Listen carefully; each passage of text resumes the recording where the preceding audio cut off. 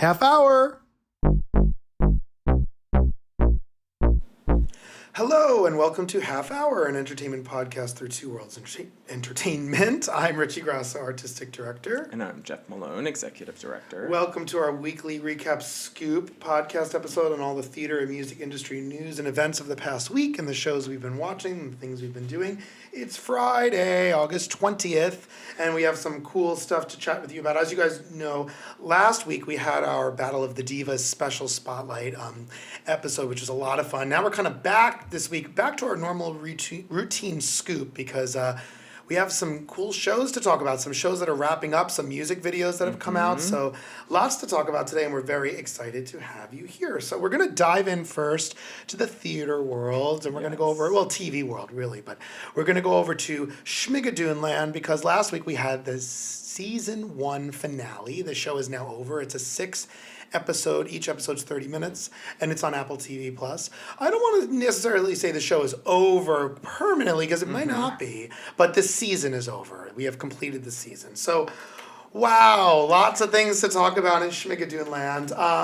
Where do we start? Well, here's a couple thoughts I have on it. I'm so curious to know your thoughts on this, but it's Josh and Melissa at the end, and it kind of becomes about them. And it's very, if you know Music Man, it's very Music Man in terms of the brother and Harold Hill getting with the sister Marianne, or in this case, the brother and the mother, and they get together, but also Josh and Melissa finding the true happiness and everyone in the town being there or what, it's typical, like we had talked about, is this going to end in a wedding like so many musicals do? This ended in like a town moment, right? And I think Kristen Chenoweth's coming of age moment, Alan Cummings' coming of age moment, a lot of these characters kind of coming forward and saying, wait, what I'm doing here is not really my truth. This is my truth. And everyone kind of finding their truth. So I'm watching it, and then they're singing, Schmigadoon at the end. And if you notice, the orchestration is different. The vibe, I love that idea of taking a song that is so classic musical theater in episode 1, and then bringing it to this almost like the 60s kind of a beat. There's fresh, you can't stop the beat kind of a feeling at the end, which was really, really cool and exciting. So I really liked that. And then they get to the bridge, and I'm giving you spoilers. So if you haven't seen this yet, check this out.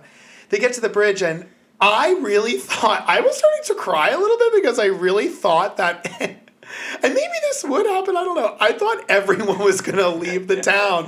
I thought they all changed, and they were like, Schmig. But there was such pride in their town still. The song they're singing is about their town. Yeah. And it was more of them escorting Josh and Melissa out, right?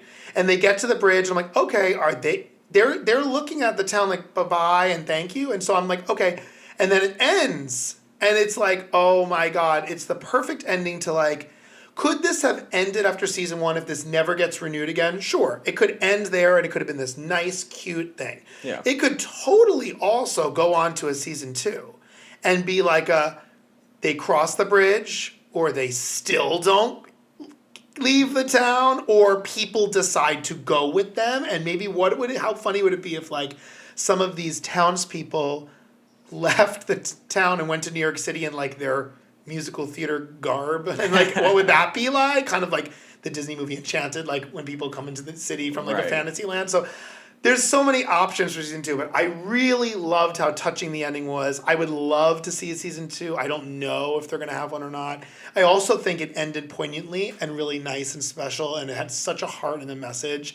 So I really, really enjoyed this episode and this whole show as a whole. What do you think about this? So I think the show did everything a musical is supposed to do. And I feel like, I don't know if this is the first or just one of the first to actually turn a musical idea into a show. So obviously it's longer than a normal musical. But I was like, wow, this is really set up to be a musical, and it does everything a musical does. A musical sometimes leaves you at the end with what happens next. And it's up and to we the audience. May never know. And it's our job to kind of create that narrative now of, oh, do they leave? Do they not leave? Do other towns members leave because they did also find love? It goes back to what we said in the beginning. Are these people stuck in Schmigadoon because they can't find love? And some of them were also starting to do it, like Ariana's character and the son. That's love a love. each other. Yes. And the priest and the mayor, they find love with each other. Right. So it's like, oh, okay, other people are also finding love. And love is just that one word that we think it's only between two people. But there's the different things of love. Like, hey, I love, my career. I'm going to leave now, Right. So I wonder if those are all things. And that's up for us kind of It was decide. almost like Kristen Chenoweth loved her daughter and the granddaughter in that moment too. There was a lot of different love. And that's why I thought we were going with it, this sense of like, oh my God, they're all gonna leave. And they were like, it was like, I was just starting to tear up because I'm like, this is really nice. And I miss the live big splashy musicals, I really do. And so this was a big live splashy musical. And I was like, and another thing is this whole thing could be a stage show. Yeah. All 6 episodes, there's perfect character bit roles for everyone. There's comedy, there's drama. Well, that's what I loved about it, because I was like, this is something super original in a way. Yes, it's, at first we were like, it's mocking some of these old Golden Age classics and just creating a theater piece that it has all of the certain marks that you have to hit. But I was like, no, this is a really great original-ish story.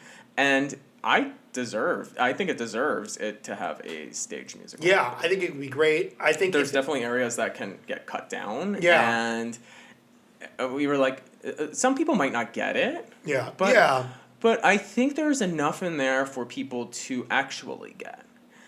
Does this belong on Broadway? Maybe not, but maybe it belongs on off-Broadway. Yeah, right. So, or it could license out to community theaters and schools and things like that. Because the music is really good. Music is really, really good, and I can't wait to kind of just see what happens. It'll be interesting. It'll be interesting to see what happens. Maybe this was just a one special thing, but it did bring musical theater to the limelight and to the forward front we're all sitting at home now, not seeing Broadway shows. This was really great that they were able to do this during this time. With many Broadway performers doing very different things. And I think there's one thing we have to touch on. Which is? Our verdicts of what we thought this ending was going to be versus what it actually is. And I guess I was really wrong. I knew they were going to get back together. You were closer, but I was definitely wrong. I wanted a different ending that was not expected, and I guess this is kind of expected. Because So it still continued with the model of what a theater show is. I think a lot of times it's like, a lot of musicals went with like, well, who changed? And at the end, everyone changed. Even Melissa and Josh's love changed. They had to kind of split up a little bit to kind of find the love again. That's how a lot of these musicals work, is who changed and how did we all change for the better, and now they're better off. Everyone's better off, so. Yeah, I really enjoyed this. We won't have much else to talk about with this show until we see more things about it, but if it does come for a season 2. But it is on Apple TV Plus. All 6 episodes are up there, so go check that out if you want to. And it's a quick 30-minute episodes. Yeah, you can watch the whole thing in one day. Yeah. So we really enjoyed that. So yay, Schmigadoon. I loved it. I just really, truly loved it. It got me ready for the Broadway return. Yeah. It got me really excited. Like, okay, Broadway's coming back in September. Like, this is great. Like this is a good summer thing. So. All right, moving forward now to RuPaul's Drag Race All-Stars Season 6, which is on Paramount+. Last week, we, of course, didn't talk about this because we were talking about the Battle of the Divas, but we do know last week that... Let's talk about last week first. We know that Raja won for the Drag Tots competition. We know that Eureka went home. Yeah. You're getting 2 episodes of us today. Yeah, now you're getting 2. What did you first think of that episode and the whole thing? Eureka and Raja and the Drag Tots. I think that the episode had moments. The drag tot thing was a little interesting because you bring in these cartoon drag tots, but then you don't actually make a drag tot version of the real queens. They're supposed to kind of create their persona and then be it as a real drag queen. And I guess it could have went a little bit more. We hear it in their drag top voices. I don't know. I don't really find that all of the queens really met the mark on the challenge. I do think Raja had a really great week, and I also thought that Ginger had a really great week. I thought either of them could have won. I probably won. I probably would have went with Ginger's look and whole overall character because I just thought it was funny as well. But I think Raja, she had her moment, and the eyes and seeing and I see you, all of those things. It was good.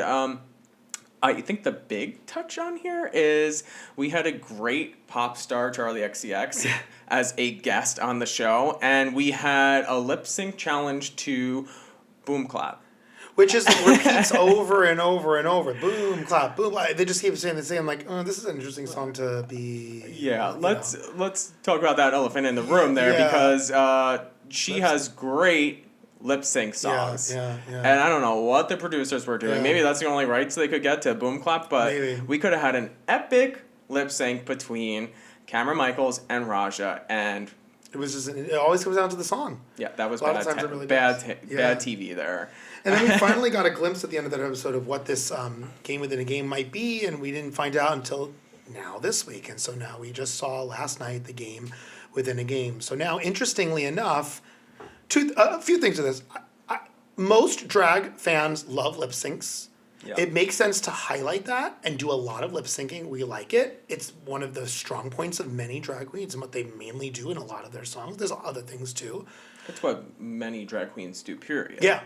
And so to see a whole episode about that and seeing them come back, and then what's interesting is like you have Silky Nutmeg Ganache moving her way through. Next.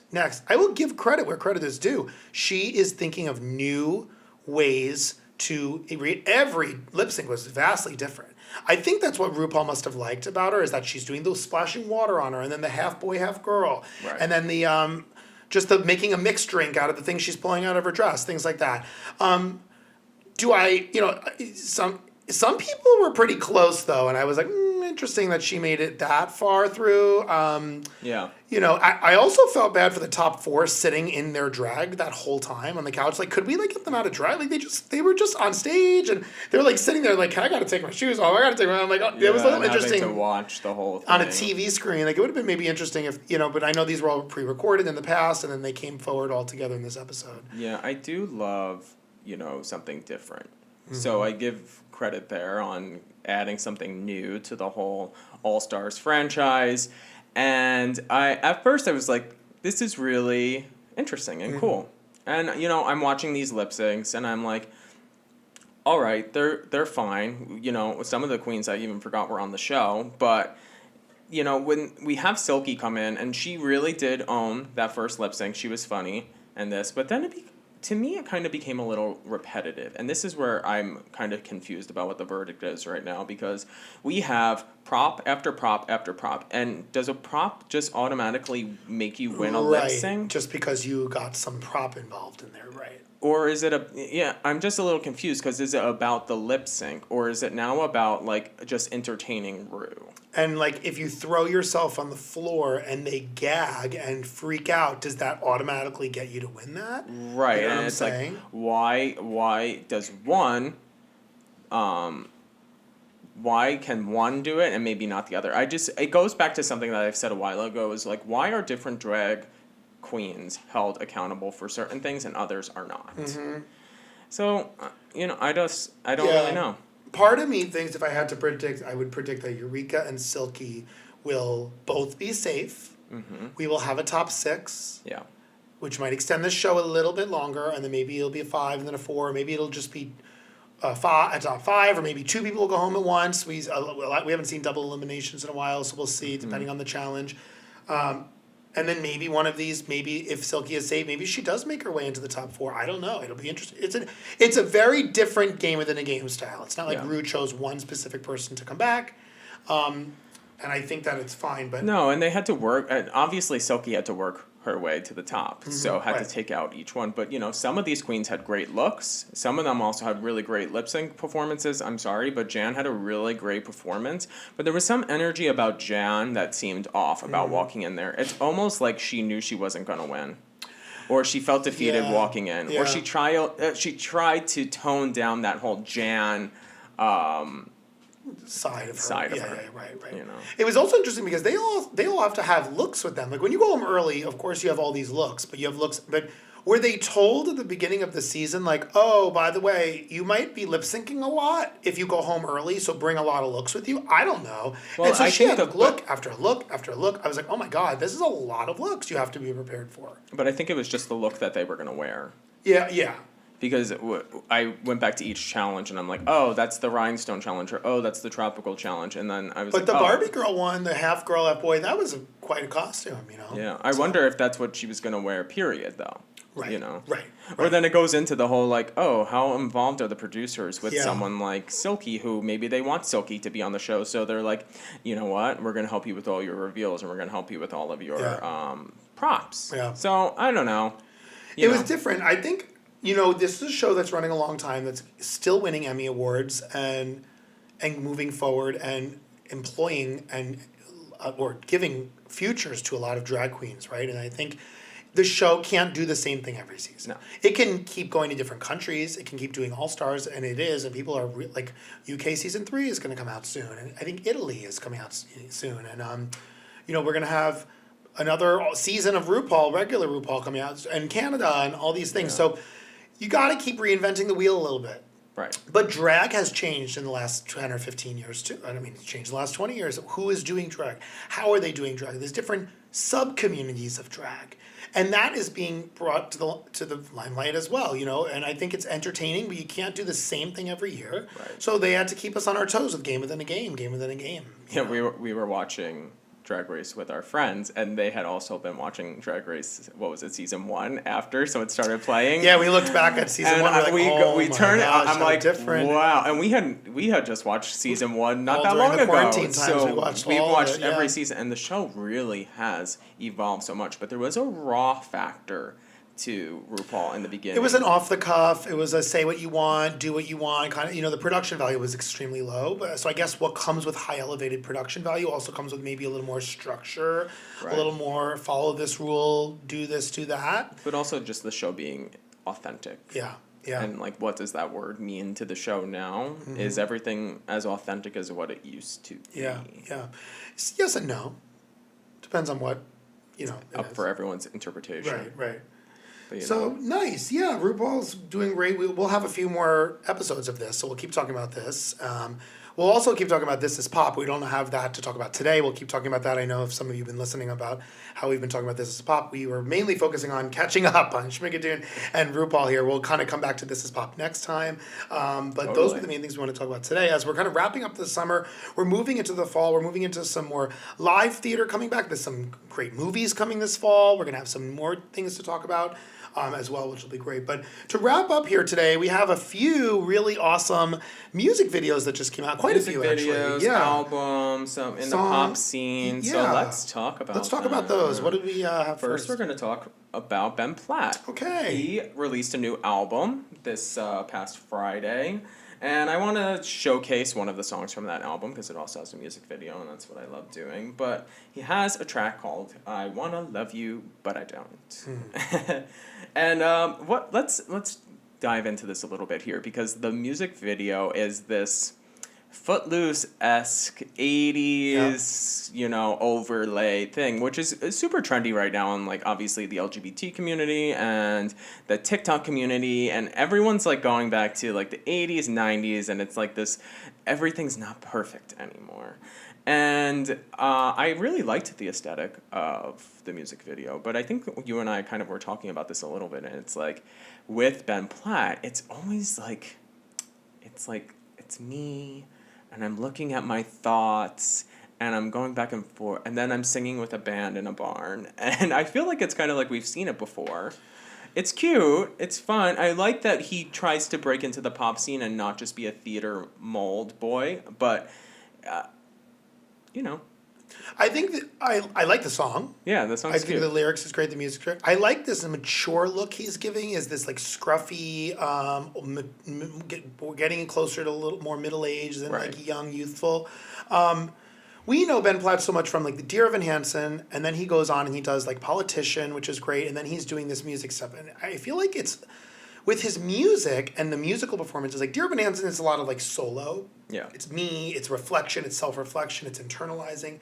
With this music video and with some of his others, it's like me, solo, internalizing, self-reflecting. And it's like, this is a song about someone else. We don't need you kind of walking around a farm. I think we would have wanted to maybe see you interacting with a man, a female, someone. Who are you talking about? Not that you need to beat us over the head with the plot of the song, but I think it would be really great to kind of see a little bit more out. There's a lot of in, and I'd like to see a lot more out. Open eyes, open, sing out instead of make this the me. And I get it, it's a solo, it's a solo song, but It's almost like he needs a little guidance. Yeah, I mean, he sings really well. I don't think there's anything. Oh, that's what I did want to touch on with his singing. Yeah. He toned down the vibrato. Yeah, and the extreme high belt. Yeah, it was more of a mellow take on a song. And so someone told him, maybe take a different approach to that track. But I was like, okay, I have to listen to the full album. But I was like, this song is great. It's great. Yeah. He did have a song a while ago too that I was loving. I don't know. Sometimes he doesn't really do it for me. It's a little too overacted a lot of the time. I almost find his acting to be really great because he's great in Politician. He's committed to that like neurotic like character. I must win. He really commits to his characters very well. That's a really great show. But sometimes it's a little like. Yeah, a little just like, yeah. Oh, I'm in my head the whole time. Yeah. But he's growing as an artist. He's growing as a singer and as a performer. He's going to be in the Dear Evan Hansen movie. Right, perfect timing that this is coming out because isn't Dear Evan Hansen right around the corner? A few weeks from now, yeah. And I think it'll be interesting with that because some people have also said, well, you did that 5 years ago on Broadway and now you're still doing the movie. But he won the Tony Award for that on Broadway, and it makes sense that he's young enough to still do the movie. He's definitely navigating his career path, very nicely because he's also going to be doing the last 5 years, right? Yeah, he's going to be working on. I think that's many years from now. Well, it's many years from now, but I know they're filming it now. Yeah, I'm pretty sure he's doing that. Yeah, he's got a cool career going, and he's well liked in the communities, and so keep doing your thing, Ben Platt. That's great. So another little comeback artist here, we have Miss Iggy Azalea. She has a new track out called I Am the Stripclub. Woohoo. And it's on her new album, End of the Era.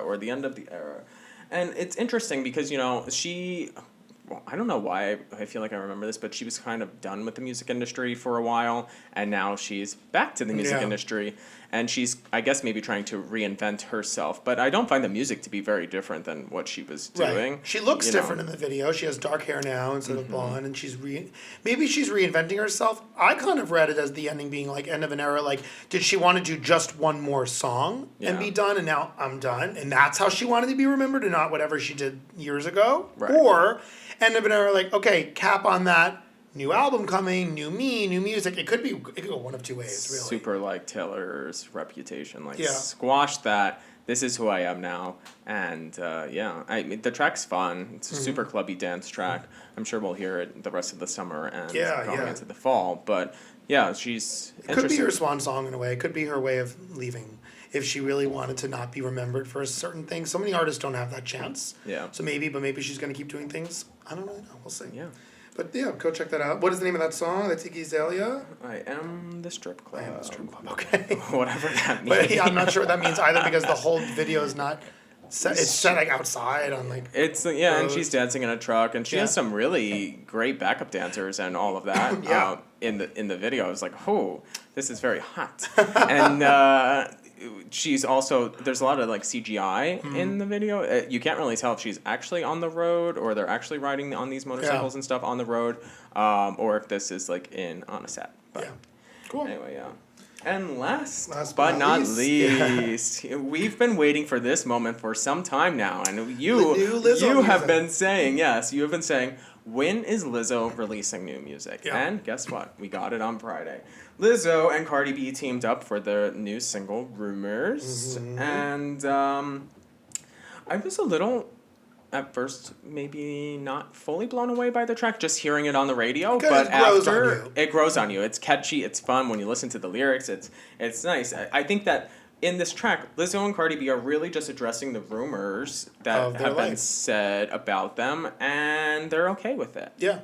And by both being pop stars, both being rappers in the area, in this space, usually women get pinned up against each other as they should be hating each other, and they come out and they're like, we love each other, we're friends, And it was just great to see, and I love the video.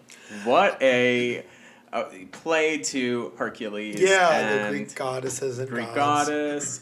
The muses from Hercules. There's a moment where they have a breakdown, and I'm like, wow, Lizzo needs to be a muse, and we need that live action Hercules movie ASAP. It's interesting because the one thing I will say is it seems very CGI heavy, like the Yeah. Iggy Azalea one, where like we're moving through and we're like, where are we? And it's like flying around, and I feel like that's a lot of the new pop stuff. When you look at the Ben Platt thing we're talking about, that was like not that. That was like a camera following someone around. True.